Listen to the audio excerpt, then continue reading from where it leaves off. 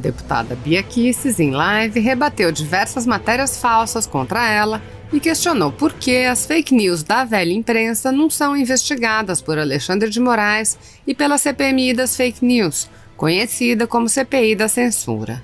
Bia Kicis também comentou a diferença de tratamento que o Supremo Tribunal Federal dá aos amigos e aos apoiadores do presidente Jair Bolsonaro. Assista. Vamos lá. Testemunho do deputado Marcelo Ramos, presidente da comissão da PEC 199 da segunda instância, desmonta a mentira da revista Cruzoé e da blogueira Helena Mader, que inventaram, imagina, a Cruzoé fez uma matéria mentirosa, dizendo que bolsonaristas, deputados bolsonaristas, primeiro que eu não gosto de ser chamada de deputada bolsonarista, meu nome é deputada Bia Kicis, eu apoio o presidente Bolsonaro, mas eu tenho a minha identidade, né? Então, dizendo que deputados bolsonaristas, como a deputada Bia Kicis, aí citou o Daniel Silveira, citou outros lá, estávamos fazendo conluio nos bastidores da Câmara para atrapalhar a prisão em segunda instância. Essa é uma das pautas mais importantes para nós. Eu tenho lutado muito por isso e eu faço parte da comissão especial da PEC 199, que é da segunda instância. E acontece que na semana anterior na mesma semana em que saiu essa matéria mentirosa, que foi na semana passada, eu tinha no plenário conversado com o Marcelo, que é o presidente da comissão, e com o Alex Manente, que é o autor da PEC. Só não conversei com o Fábio Tradi, relator, porque ele não estava lá. E aí eu cobrei deles, né, como é que é, nós vamos voltar, que dia que nós vamos voltar à comissão? E o Marcelo falou, não, eu já estou conversando com o Rodrigo Maia, vamos ver se a gente volta agora em agosto. Eu falei, nós temos que tocar isso pra frente, e ele estava firmíssimo junto. Aí, pra minha surpresa, foi a Cruzoé que fez essa matéria nojenta. Eu já estou processando a Cruzoé, já estou processando a Helena Mader, tá? E o Marcelo veio no Twitter e falou que ele era meu testemunha, tá? Ele era testemunha de que eu estava trabalhando, tinha inclusive cobrado isso dele. Então, depois a gente é que faz fake news, eu tenho que mandar esse pessoalzinho lá pro inquérito do Alexandre de Moraes, Alexandre de Moraes, e para a CPMI das fake news, porque quem tá fazendo fake news são eles. Vamos lá. José Serra acordou sendo alvo de uma operação da PF. A operação apura Caixa 2 na campanha de Serra ao Senado no valor de 5 milhões de reais. O que aconteceu? A Polícia Federal foi em São Paulo para cumprir mandato e veio a Brasília no Congresso, no Senado Federal, no gabinete do Serra, para recolher material que talvez pudesse esclarecer alguma coisa aí para essa investigação. Mas o presidente do Senado, Davi Alcolumbre, impediu a Polícia Federal, botou a Polícia Legislativa para impedir a Polícia Federal de cumprir o mandato. Enquanto isso, o Alcolumbre botou o jurídico lá para correr no Supremo e pimba, né? O Toffoli mandou uma liminar para impedir essa busca. O que espanta a gente, sabe o que é? É a diferença de tratamento, tá? Então, enquanto no Supremo vão correndo, voando inquéritos contra os Bolsonaro, os deputados, e contra jornalistas, e contra influenciadores digitais, e contra empresários, e contra qualquer um que apoie e defenda o nosso presidente, né? O resto é tudo barrado, ação entre amigos, tá bom? Vamos lá. Os mais influentes do primeiro semestre no ano, né, segundo o levantamento da FSB Comunicação, do primeiro semestre foram os deputados Carla Zambelli, Eduardo Bolsonaro e Bia Kicis, tá? Então, no levantamento do semestre, eu fiquei em terceiro lugar dentre todos os parlamentares mais influentes, que são 513 deputados e 81 senadores. Nas últimas semanas eu alcancei a segunda posição, mas no semestre eu estou em terceiro, que é uma posição que muito gratifica, e eu tenho muito a agradecer a vocês que me seguem, me acompanham, curtem as minhas postagens, compartilham, comentam, fazem elogios, fazem críticas, eu sempre acompanho tudo, tá? Eu só não aceito xingamento, xingou, bloqueio, tá? Porque eu não gosto de falta de educação, eu sou uma moça educada, mas não sendo esse o caso, eu sempre dou atenção aos comentários de vocês. Claro que eu não consigo ler tudo na hora, mas eu sempre leio, dou uma curtida, às vezes respondo uma coisa, comento, tá? Agradeço a vocês, porque vocês é que fazem com que seja tão relevante a minha participação nas redes.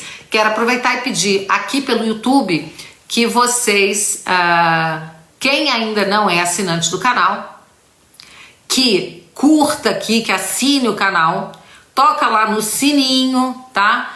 Porque isso é muito importante para o nosso alcance, tá bom? Vamos lá.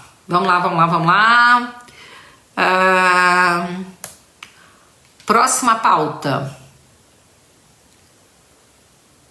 Câmara aprova auxílio emergencial de R$600 para agricultura familiar, o PL 735, segue para o Senado.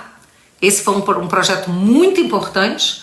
O agricultor familiar, ele conta com o meu apoio muito. Aqui no DF e no entorno, eu tenho trabalhado pela agricultura familiar, que são aqueles agricultores que nunca tiveram o apoio do Estado. Pelo contrário, o Estado só atrapalhou até hoje. E nós estamos agora trabalhando realmente para ajudá-los. São aqueles que põem 70% da comida na nossa mesa.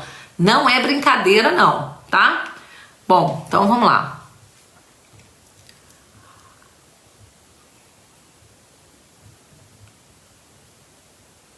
Paulo Guedes entregou a primeira parte da reforma tributária. Aí veio o seguinte, na quarta-feira, dia 22, foi o dia, né, da PEC do Fundeb. Não, isso foi na terça a votação. PEC do Fundeb live, isso foi na terça-feira, né? Na terça-feira nós tivemos a votação da PEC do Fundeb. Aí eu vou aproveitar e conversar um pouquinho sobre vocês. Quem quiser entender bem por que os 7 deputados votamos contra essa PEC 15 de 2015, nós fizemos uma live na mesma noite. Eu, Luiz Felipe Orleans Bragança, Cristo Neto, Márcio Labre. Os outros parlamentares foram o Cabo Júnior Amaral, o Felipe Barros e o Paulo Eduardo Martins. 6 do PSL e 1 do PSC do Paraná, o Paulo Eduardo Martins. Em primeiro lugar, gente, dizer para vocês, né, que nós não somos contra o financiamento pela União do ensino básico. Até porque a gente sabe que tem muito município miserável, né, tem dificuldade de manter o ensino, porque tem pouca arrecadação. Mas o problema é que esse sistema ele já não vem dando certo, tanto que o Brasil é um dos países que mais investe em educação, igual, tá próximo do Japão, da Coreia do Sul, que estão nos primeiros lugares no ranking lá, né, de qualidade de ensino, e o Brasil está nos últimos lugares, né? Então, é um sistema que não está dando certo como é feito, e nós estamos dobrando a aposta nesse sistema. Mas o maior problema para nós foi a constitucionalização do Fundeb, desse sistema. Então, eu entendo perfeitamente que o presidente tenha que ter feito esse movimento para aprovar essa PEC, porque, infelizmente, no Brasil, esse assunto não está amadurecido e muita gente cai na narrativa de que quem votou contra a PEC vota contra a educação. Eu vi isso, teve gente que teve a coragem de me mandar mensagem, você é contra a educação. Somos haters, a gente sabe, né? Mas o presidente, ele tem como uma pauta importante a educação básica. Então, ele preferiu fazer o quê? Fazer um acordo, conversar, porque poderia passar uma coisa muito pior. Então, ele conseguiu que passasse uma coisa menos pior, digamos assim, né? E o PSL e o governo orientaram para votar favorável. Ok, só que para mim, que trabalho muito a questão da escola sem partido, da educação, da doutrinação, que faço esse combate, e que por ser jurista e tenho como uma das pautas importantes para mim desconstitucionalizar muitas matérias, né? A gente precisa mudar essa Constituição. Gente, qualquer coisa que entra na Constituição nunca mais sai de lá, fica cristalizado. Eu tenho dito que não sai nem com criolina. Nós votamos contra. Eu falei que o meu voto era de objeção de consciência. Eu avisei ao Vitor Hugo que votaria contra. E porque eu sabia que não havia o menor risco de passar o projeto. Além do que, eu era vice-líder no Congresso, não na Câmara. E esse projeto era na Câmara, onde o líder é o Vitor Hugo e tem os vice-líderes dele, como Carlos Jordi, Aline Sleuto e vários outros, Sanderson, que eles sim, como vice-líderes, teriam a obrigação de votar a favor. Bom, no final das contas, né, eu acabei saindo da liderança, vocês acompanharam tudo isso, eu não quero alongar muito esse papo, porque já deu o que tinha que dar. Fiquei chateada pelo fato apenas da forma como se deu, sem um aviso prévio, sem uma conversa, mas eu estou me divertindo porque a esquerdalha e os new left e os isentões e refinados ficaram torcendo para que houvesse aí uma ruptura entre mim e o governo, o presidente Bolsonaro. Ficaram achando que eu ia me sentir traída, que eu ia dar uma de fruta, né? E outras aí, né? Acharam que eu fosse dar uma de Mandetta, de Moro, e outras, né? E aí quebraram a cara, né? Teve gente que chegou a twittar, e agora vamos ver como é que é, né? E aí não, eu me mantive fiel aos meus princípios, assim como me mantive fiel ao meu entendimento na hora de votar contra, né, a constitucionalização do Fundeb. E me mantive super ali em apoio ao nosso presidente Bolsonaro. Bom, quando a gente age de forma correta, né, no final das contas, a gente acaba recebendo recompensa por isso, né? E aí, o que aconteceu? Vocês todos acompanharam, né? Eu dei algumas entrevistas, falei da minha posição, e quando foi ontem, no sábado, eu tive a honra, a alegria de receber na minha casa o presidente Bolsonaro, né? Então, isso para mim foi um gesto muito significativo, simbólico. Ele também falou isso, né? Que não é só para mim, é um gesto para todo mundo que apoia o presidente e que também me apoia, que é conservador, né? Porque o presidente, o que ele está mostrando é que ele fez ele marcou uma posição política, ele entendeu que eu não poderia ter votado contra, eu marquei a minha posição, votei contra, mas isso não abala o nosso relacionamento, a nossa amizade, a nossa confiança. Então, fala sério, gente, quantas vezes, né, um presidente da República foi à casa de alguém durante o seu mandato, né, para fazer uma visita? Isso é uma coisa raríssima. Eu estou muito honrada, com muita humildade, né? Eu recebi a presença do presidente aqui. Eu tenho plena noção do que esse gesto dele significa. É um gesto grandioso, tá? De uma pessoa generosa que teve que marcar uma posição, mas que nem por isso, né, ele deixou de prezar e considerar e demonstrar a consideração que ele tem por essa amiga aqui, que ele chama de irmã, né, que estamos juntos aí há 6 anos nessa luta. Bom, então eu fiquei muito feliz. Tem gente dizendo, nunca vi na história um presidente fazer isso, realmente, né? Aí tem gente falando, isso é vassalagem, você foi traída. Pontes Biapina. Olha só, se acontecesse com você, talvez você se sentisse assim. Paciência, cada pessoa tem um jeito de reagir. Eu não tô me sentindo nem um pouco traída, não me senti. Eu acho que eu tenho uma compreensão da política, né?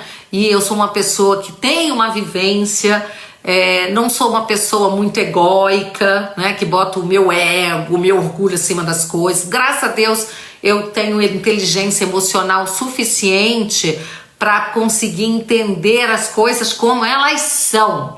Não como eu gostaria que fossem ou como você gostaria que fosse. Mas cada um é livre para sentir, perceber as coisas a seu modo. É por isso que a vida é tão boa, né? Porque nós somos diferentes, né?